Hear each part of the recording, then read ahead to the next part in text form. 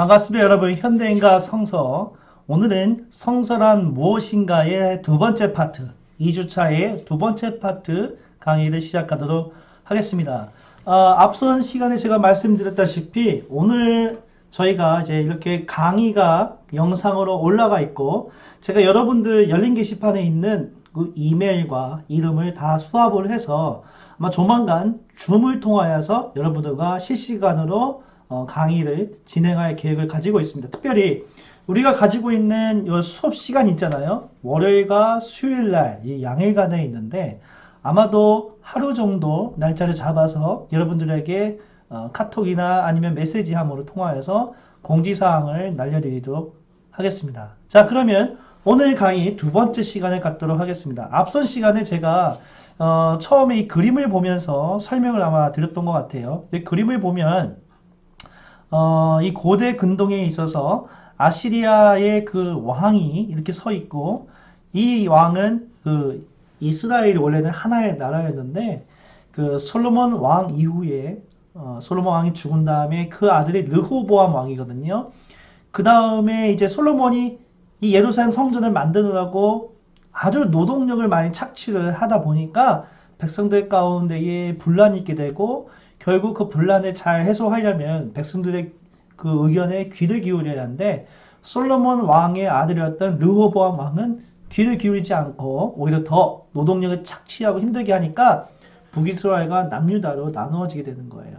여기 누워있는 사람은 바로 이 북이스라엘의 그 왕이었던 예후 왕이라고 합니다. 이게 실제로 그 살만에서의 왕이 있었던 블랙 왕이 만들었던 블랙 오벨리스크라는 그런 비석이 있는데 그 비석에 이렇게 하나의 그 토판에 기록이 된 것을 볼 수가 있습니다. 자, 이것이 무엇을 상징하냐면 이스라엘은 항상 약속으로서 살았고 제국의 그 핍박하에 있었다는 것을 볼 수가 있습니다. 성경은요 단순하게 그냥 일상사를 적은 게 아니고 어떤 시대적 상황에서 제국에 의해 핍박을 받았고 그 제국과의 관계 속에서 만들어진 것이 바로 성경책이라는 것입니다. 자, 그러면 오늘 시간의 목표는 이스라엘 역사 가운데 제국이 끼친 영향을 살펴보고 이스라엘 민족이 자신의 민족적 정체성을 어떻게 확립해 나갔는지 살펴볼 계획입니다. 또한 고대 이스라엘은 고대 제국 안에서 군소 국가에 불과했습니다. 그들이 제국의 영향에서 살아남을 수 있는 방법은 하나님을 섬기는 신앙이었고 성서는 그들의 신앙을 유지하고 하나님의 백성이라는 정체성을 후대에까지 전달할 수 있는 중요 요소였다는 것을 여러분들에게 전달하고자 합니다. 우리나라가 특별히 이 성경에 대해서 관심을 많이 갖게 된 것은 토마스 선교사라고 했고요. 19세기 후반에 아마 한 1880년에서 1890년 사이에 그 제너럴 셔머노 사건 아시죠? 미국 선교사 토마스 선교사가 그때 같이 왔는데 성경책을 나눠주려고 온 겁니다. 원래는 이 사람의 토마스 선교사의 꿈은 중국에 가서 복음을 증거하고 성경책을 나눠주는 게 꿈이었지만 이 조선 우리나라에 대한 어떤 소식을 듣게 되고 그 마음에 열정이 생기게 됩니다. 그래서 제너럴 셔먼호를 타고 왔는데 그 당시에 흥선 대원군이 막았잖아요. 그리고 그 과정에서 이제 죽게 됩니다. 근데 그가 죽기 전에 성경책을 나눠줬고 그 성경책이 옛날에는요 그 아주 질이 좋았대요. 그래서 벽에다가 붙이기는 아주 좋다는 거예요. 그래서 그 당시 토마스 선교사가 남겼던 그 수많은 성경책을 가지고 어떤 사람이 자기 여관에다가 성경책을 찢어갖고 막 붙여놨대요. 막 천장에도 붙여놓고 막 그러다 보니까 그 여관 숙소에서 잠을 잤던 그 투숙객들이 그 말씀을 보다가 갑자기 성경에 대해서 관심을 갖게 되었다는 겁니다. 예를 들어서 천정을 봤는데 태초에 하나님이 천지를 창조하시느니라 하늘과 땅 누가 만들었을까? 또 이쪽 천장을 보니까 내게 능력 주신 자에서 내가 모든 것을 할 수 있느니라. 또 이쪽을 보니까 할 수 있거든이 무슨 말이야? 믿는 자에 넣지 못하니 없느니라. 어떤 이런 좋은 구절들이 많이 있다 보니까 당시에 어쩌면 이제 조선시대 말기고 이제 그 다음에 이제 일제시대를 가게 되는데 제국에 의해서 핍박을 받고 힘들었던 사람들 또 계급 간의 차이에 있어서 가장 밑바닥에서 그 힘들게 살았던 어려운 사람들의 백성들의 마음을 이 성경책을 통하여서 힘을 얻게 되었다는 겁니다. 자, 그러니까 이 성경책은요, 약소국에게 있어서 읽다 보면 자신들의 삶과 유추되는 어떤 좋은 이 말씀과 격언이 있다 보니까 이 믿는 사람들이 우리나라가 더 급격하게 늘어나게 된 겁니다. 그렇지만 이 성경이 만약에 강대국의 어떤 입장을 전달하는 수단이라면 아니면 어떤 이단 단체, 특히 뭐 신천지 같은 경우에 그 수단이 되게 된다면 성경을 가지고 장난을 하는 거예요. 교리를 가지고 장난을 하는 거예요. 그래서 뭐 예를 들어서 지난번 말씀드린 대로 이 14만 4천 명의 상징적인 숫자를 벗어나서 14만 4천 명에 들어와야지 너희가 더 구원을 받으니까 더 전도해라. 막 이렇게 악영향을 미치게 되고 또 일부 대형 교회 같은 경우는 성경을 잘못 해석을 해서 그래서 너무 기복주의 신앙을 많이 강조하게 돼서 헌금을 많이 내라 이러다 보니까 일반 사람들에게 좋은 인상을 이렇게 줄 수가 없는 겁니다. 그래서 어쩌면 이 성경을 이 내용을 제대로 알고 그 안에 있던 그 상황, 역사적 상황을 안다면 우리가 좀 더 이해하는 데 도움이 될 것 같습니다. 특히 성경은 이스라엘, 이 약소국이었던 이스라엘과 제국과의 그 상관관계를 여러분들이 배우게 된다면 이 성경에 대한 어떤 그 깊은 의미를 좀 더 가깝게 다가설 수 있을 거라 생각을 합니다. 자, 그럼 여러분들에게 한번 좀 질문해 보겠습니다. 이 제국이란 무엇입니까? 영어로 empire라고 하는데 제국에 대한 조건의 또 첫 번째 조건이 한다면 이렇게 큰 건물이랄지 기술적인 게 있어야겠죠. 그 다음에 진짜 이건 테크놀로지 뭐 공군에 있다면 비행기를 운영하든지 아니면 미사일이 있든지 또 세 번째는 어떤 지적인 능력들 어떤 지식을 창출할 수 있는 그런 기관이 있어야 한다는 겁니다. 어쩌면 오늘날로 친다면 그 제국이 선진국으로 말할 수가 있겠죠. 미국이랄지 아니면 영국이랄지 뭐 그런 일본도 그런 어떤 제국적인 그런 거를 볼 수가 있습니다. 이와 마찬가지로 옛날에도 동일하게 제국의 영향이 엄청 셌고 그 상황 가운데 있었다는 거예요. 앞서 제가 설명했던 것처럼 이 살마네세 왕과 예후 관계로 볼 수 있듯이 이스라엘은 종속적인 그런 민족이었기 때문에 항상 핍박을 받았습니다. 그 핍박과 고통이 성경에 담겨져 있고 이게 아까 말씀드린 그 살마네세 왕이 만든 그 오벨리스크라고 큰 기둥이 있는데 거기에 이 꼭대기 부분에 이러한 상징적인 내용이 담겨져 있습니다. 그러니까 성경은 그냥 갑자기 어느 날 딱 등장한 것이 아니라 오래 축적된 그 역사적 상황이 분명하게 연관되어 있어서 만들어졌다는 것을 여러분이 기억을 하시기 바랍니다. 자, 역사적으로 가장 제일 먼저 큰 영향력을 끼쳤던 제국은 바로 아시리아 제국입니다. 아수르. 앞서 제가 동영상을 이제 전 시간에 촬영하면서 참 어려웠던 게 무엇이냐면 아시리아, 시리아.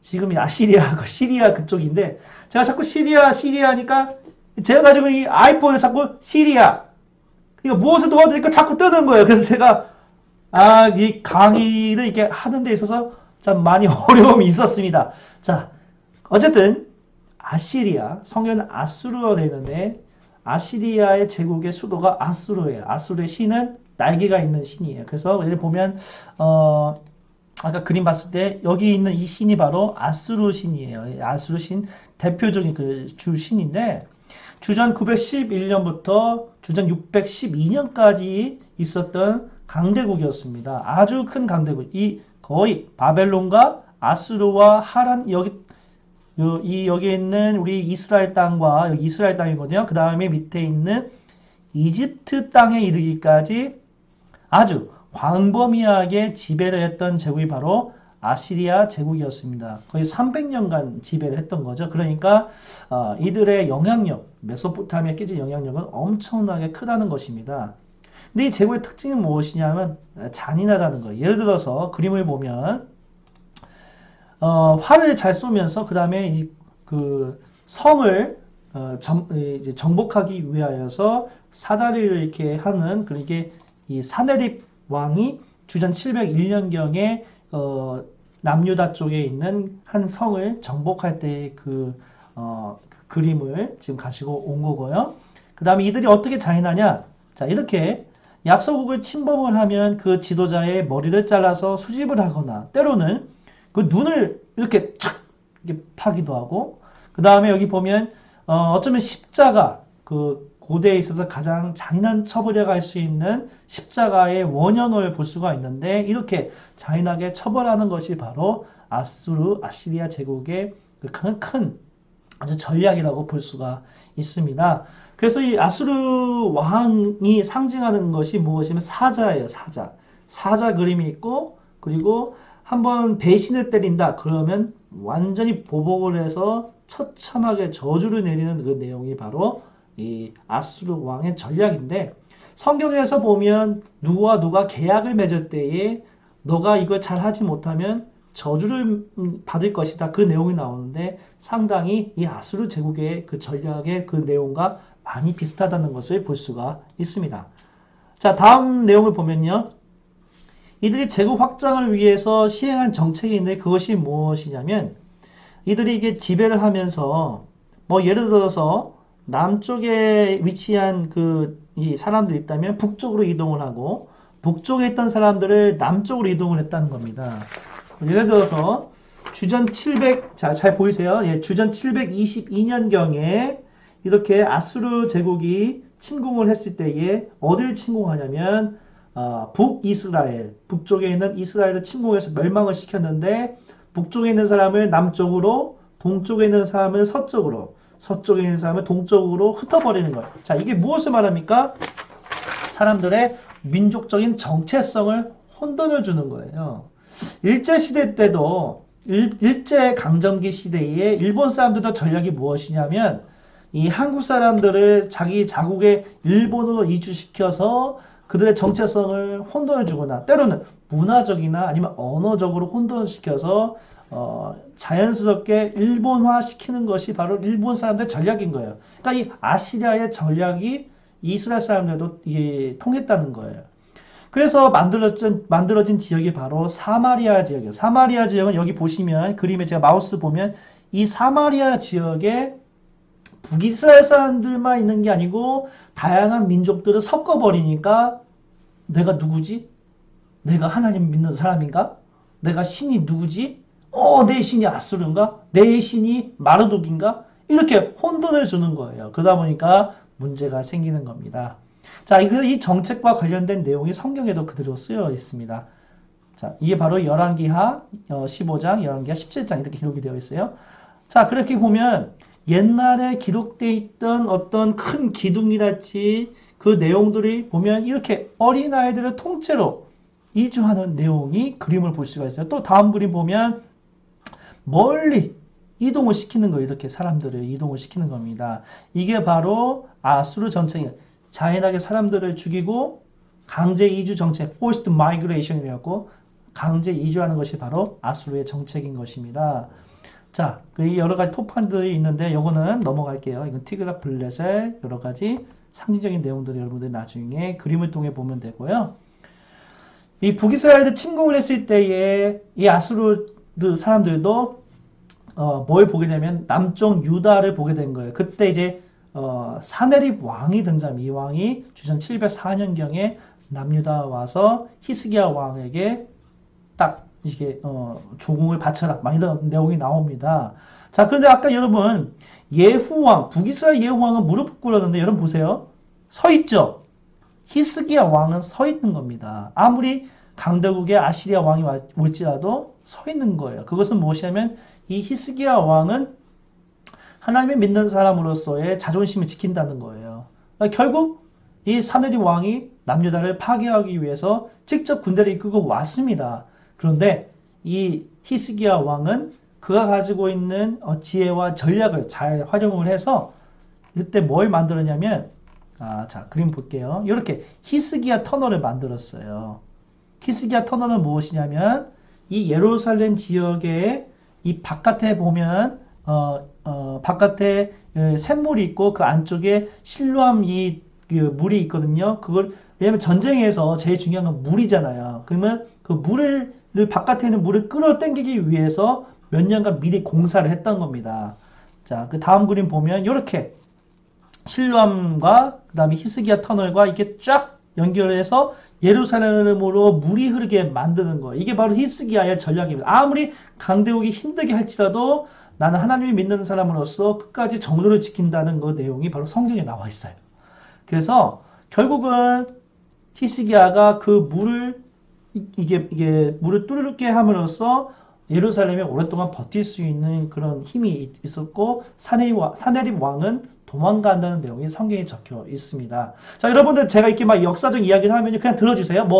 이거 외워야겠지. 그래, 그건 외우지 않으셔도 됩니다. 제가 이 부분은 외워주세요 하면 꼭 외워주시고 그렇지 않으면 그냥 넘어가시면 좋을 것 같아요. 앞서 북이스라엘은 언제 멸망했다고요? 네, 주전 722년도에 아시리아 제국에 의해서 멸망을 했습니다. 자, 그래서 이것도 보면요. 20세기 초에 아까 제가 터널 보였잖아요. 한 소년이 막 수영을 하려고 그 실람 샘에서 막 하다 보니까 이런 문서가 발견되는데 읽어보면 계속 뚫고 지나가는 있을 때 일하는 사람들끼리 부딪히는 소리가 들렸다. 서로의 망치가 상대방 벽 쪽과 부딪히는 소리였다. 그리고 기원 샘물로부터 물이 이곳 저수지까지 흘러넘쳤다. 그 길이는 1200 큐빗이었다. 자, 1큐빗이 45cm예요. 그래서 1200 곱하기 45cm 곱하면 여러분들 계산 나오죠? 그래서 길을 쫙 뚫어서 강대국으로부터 나름대로 승리할 수 있는 비결을 갖게 된 겁니다. 자, 이게 오늘날 이제 어린아이가 간신히 지나갈 정도의 그 터널을 볼 수가 있습니다. 자, 그 다음에 있었던 제국이 바로 바벨론 제국입니다. 바벨론 제국은 또 전략이 달랐어요. 바벨론 왕이 있는데 그 왕의 이름이 무라닥 발라단이라고 해갖고 이 히스기야 왕이 가지고 있던 그 전략에 감탄을 해서 또 히스기야 왕이 병이 걸렸었는데 간절히 기도해서 병에서 나았다. 그 이야기 듣고 이 무라닥 발라단이 직접 왔어요. 왔는데 히스기야 왕이 어떤 실수를 했냐면 예루살렘 성전 있잖아요. 옛날에는요. 각종 보화와 금은을 보관했던 장소가 어디냐면 바로 성전이었습니다. 근데 그 성전을 오픈해버리고 보여준 거야. 그러니까 이 무라닥 발라단이 야 이거 언젠가는 정복을 해야겠다 그런 생각을 갖게 된 거예요. 결국 이 무라닥 발라단이 그의 자녀였던 나보폴라살이 있고 그 다음에 이제 느부갓네살이 왕이군요. 느부갓네살 왕을 통하여서 남유다를 멸망시키는데 그게 언제냐면 주전 587년도에 이 느부갓네살 왕에 의해서 주전 587년도에 남쪽 유다가 멸망을 하게 됐는데 이 바벨론 정책은 지금 그림을 볼 수 있듯이 앞서 아시리아의 그 잔인한 그 정책을 따르긴 따르지만 흩어버려서 남쪽과 북쪽 섞어버리는 게 아니고요.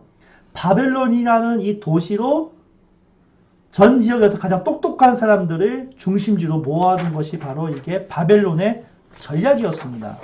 그렇게 해서 이스라엘에서 가장 똑똑하고 지혜로웠던 사람들이 바벨론으로 포로로 끌려가는 겁니다.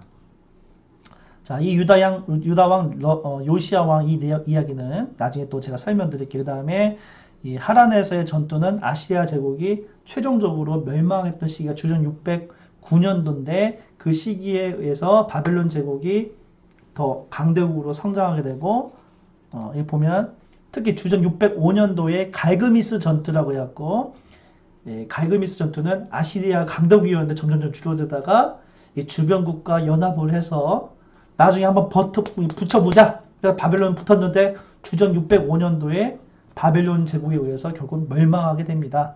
갈그미스 전투는 아주 유명해요. 전 세계에서 유명한 역사적인 상황에서 아주 유명한 전쟁이 무엇이냐 하면 갈그미스 전투예요.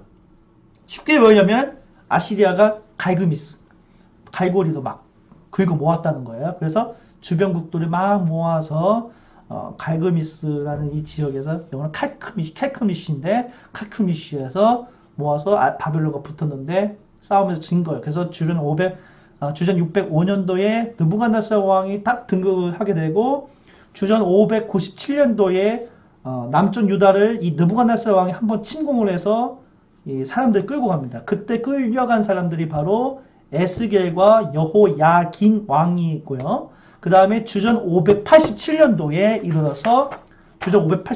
이르러서 남유다의 마지막 왕이었던 시드기야 왕이 두 눈이 뽑히고 그 다음에 그 자녀들이 그 앞에서 다 죽고 그런 내용이 있습니다. 그리고 바벨론으로 끌려가는 내용을 볼 수가 있어요.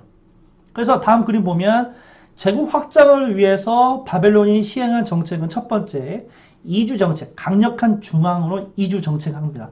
앞서 아시리아는 그냥 흩어버리고 너무 이미지만 안 좋은 거야. 아시리아에 대한. 그래서 바벨론이 지혜를 쓴 거예요. 각 주변 국가에서 똑똑한 사람들만 다 모집을 한다면, 뭔가 우리가 더 파워를, 이렇게 딱 강대국의 조건이 되겠다 해서, 그래서 그때 끌려온 사람이 바로 여호야긴 왕, 귀족들, 그 다음에, 에스겔이라는 어떤 제사장 신분에 있던 사람들, 그 다음에 다니엘과 같은 똑똑한 사람들 다 끌고 간 겁니다. 자, 그래서 종주국에는 이제 행정부서 재배치하는 내용이 나와 있고요. 상당히 일본 제국의 그 전략과 많이 비슷해요. 자, 그러나 바벨론 제국의 문제점이 무엇이냐? 그것은 생각해 보세요. 수도권 서울에 각 나라 사람들이 많이 몰리게 되고 특히 인천 지역 보세요. 여러 교포들, 조선족들 여러 사람들이 많이 있다 보면 시끌시끌하잖아요. 그리고 문제가 많이 일어나잖아요. 바벨론도 마찬가지예요. 여러 다양한 나라 사람들이 오다 보니까 서로 갈등이 있게 된 거예요. 또 바벨론 제국의 문제점이 무엇이냐면 너무 많은 사람들이 한 지역에 몰리다 보니까 예를 들어서 이 수도 시설, 그러니까 변을 보면 그걸 잘 치워야 하는데 그 치우지 못하니까 바벨론 지역에는 강이 아주 오염됐고 아주 힘든 상황이라는 거예요. 그래서 그 안에 내부 안에 불만이 생기는 거예요. 그래서 등장하는 세력이 다음 시대가 무엇이냐? 바로 페르시아 제국이에요. 페르시아. 이 성경에서는 바사 왕국으로 되어 있습니다. 이 페르시아의 정책은 무엇이냐면 가라. 너희 나라도 가라. 대신 나에게 너희가 돈만 주면 된다. 돈만 주면 내가 너희들을 잘 해주겠다. 그런 이야기를 하는 거예요. 그러니까 바벨론 제국도 마찬가지예요. 이 안에 내부 세력들이 갈등이 있다 보니까 바벨론 사람들이 섬겼던 주 신이 뭐냐면 마르둑이에요. 마르둑. 막 바알 신과 비슷하게 막 번개 내리고 구름 타고 다니고 막 강한 신인데 마르둑을 섬기는 이 사람 제사장들이 자기 왕에 대한 불만이 있다 보니까 결국은 문을 활짝 열어줘요. 누가 들어오냐면 페르시아의 바사, 그러니까 페르시아 왕의 고레스, 영어로 사이러스인데 고레스가 들어올 때 싸우지 않고 그냥 자연스럽게 문을 열어줄 때에 수많은 사람들이 환영을 했다는 겁니다. 그리고 이 바사 왕, 이 고레스가 등장한 다음에 이 고레스가 이렇게 지금 제가 실제로 이거는요 가서 사진도 찍었어요. 이 고레스, 사이러스, 이 고레스 왕이 어떤 조서를 내리냐면 너희들 나라로 가라. 이때 에스라와 느헤미야 같은 사람들이 조국으로 가서 포로로 끌려갔지만 이제 다시 조국으로 가서 뭘 만드냐면 성전을 다시 만듭니다. 자, 아까 말씀드렸다시피 페르시아 제국이 가장 원했던 것은 무엇입니까? 머니예요. 그러면 여러분 어디에서 가장 돈과 재물이 많을까요? 성전인 겁니다. 그러니까 성전을 다시 한번 재건립을 하는 것이 바로 이 페르시아 제국의 정책이었다는 거예요. 그리고 각 지방의 군서국의 전통 법을 제정에 대한 적극적인 지원을 했다는 겁니다. 그러니까 성경은요, 여러한 다이나믹한 그런 제국의 역사 가운데에 그 흐름을 그대로 따라가고 있는 것을 볼 수가 있습니다. 그리고 경제적인 착취를 많이 하는 것이 바로 페르시아 제국의 정책 중에 하나였습니다. 다음으로 헬라 제국이 등장합니다. 야, 우리 교수님 너무 광범위해. 역사 너무 기는 거 아니에요? 그렇습니다. 성경은요, 구약과 신약이 있는데 구약은 이 헬라 제국까지 쫙 연결되어 있어요. 아시리아 제국부터. 그 다음에 신약 성서는 로마 제국에 관련되어 있습니다. 그러니까 여러분들이 이 역사적인 내용은 여러분이 어쨌든 그냥 대충 한번 들어보시고 그 다음 가서 제가 성경의 구체적인 내용을 쫙 가면 거기서 또 자세하게 내용을 그때 교수님이 이런 말씀을 하려는 의도였구나. 여러분이 그때 이해할 수가 있게 될 겁니다. 자, 다음으로 헬라 제국에 등장합니다. 이 헬라 제국 여러분 유명하죠? 주전 333년경에 누가 이제 등장합니까?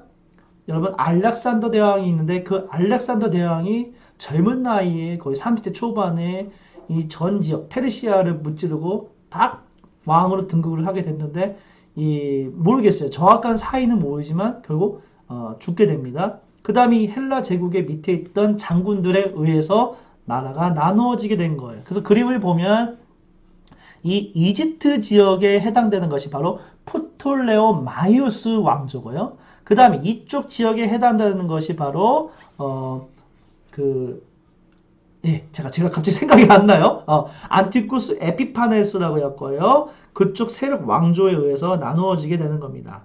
그래서 이 안티쿠스 에피파네스의 상황과 밑에 있는 프톨레마이오스 왕조 사이에 그 갈등의 그 흐름 가운데에 이스라엘 백성도 기록이 되어 있고요.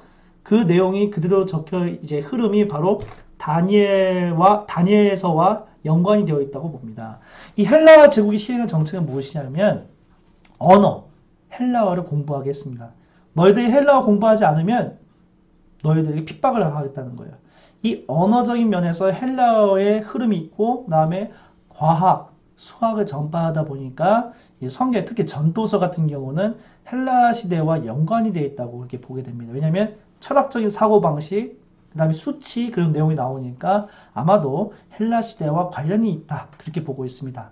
자, 그 다음으로 이들 또한 식민지 내에 강력한 군대 주둔 정책을 사용할 거예요. 그 다음에 강력한 해상 무역을 만들었습니다. 그 다음에 예루살렘 성전 근처에 진나지움을 만들어서 당시에 야손, 제이슨이라고 야손이라는 이 대제사장이 돈을 주고 안티쿠스 에피파네스 4세에 의해서 권력을 탁 착취하고 예루살렘을 올라가는데 이 안티오쿠스 에피파네스라는 이 헬라 제국의 왕은요, 별명이 안티오쿠스 마네스, 안티오쿠스 미친놈이란 뜻이에요. 이 사람이 대신 야손아, 예루살렘 지역에 있는 사람들이 모두 돼지고기를 먹게 해라. 그리고 이 많은 사람들이 진나지움을 만들어서 운동 경기를 하게 시켜라. 그럼 내가 너한테 권력을 주겠다. 야손이 오케이 하고 한 거예요. 자, 이스라엘 사람들은 뭐를 먹지 못하게 하는 문화가 있냐면 돼지고기를 먹으면 안 돼요. 그럼 돼지고기 먹게 한 겁니다. 근데 이 진나지움은 무슨 문제가 있냐? 옷을 벗고 뛰는 거예요. 여러분 올림픽 경기 보면 옷을 벗고 막 뛰는 그런 독일할지 어떤 보면 여기 그림 그려지면 있잖아요. 그러니까 그렇게 하는 거예요. 근데 이스라엘 사람들은요, 옷을 함부로 벗고 그런 거를 원하지는 않습니다. 결국 이 사태로 인하여서 안티오쿠스 에피파네스 4세에 저항하는 세력들이 있는데 그 세력들이 등장을 합니다. 그 세력들이 나중에는 저항 세력으로 만들어졌는데 그 세력들도 나중에 제가 또 자세히 설명을 드리도록 하겠습니다. 자, 그 다음에 이 헬라 제국 다음에 여러분들이 많이 알고 계시는 로마 제국입니다. 로마의 카이사르가 어떻게 보면 제국의 기초를 닦았다면 그 다음에 등장했던 아우구스투스 황제에 의해서 팍스 로마나, 로마에 의해서 평화가 유지된다 해서 아주 전 세계에 가장 큰 영향을 미쳤습니다. 그래서 길을 만들고 그게 바로 로마 제국입니다. 이 로마 제국과 상관관계를 가장 갖고 있는 게 바로 신약 성서이고 그 예수님의 그 동시대에 있었던 영향이 바로 아우구스투스 황제의 시대와 긴밀하게 연관되어 있고요. 그 다음에 요한계시록 같은 경우에는 666이 있잖아요. 그 666 혹시 들어보셨어요?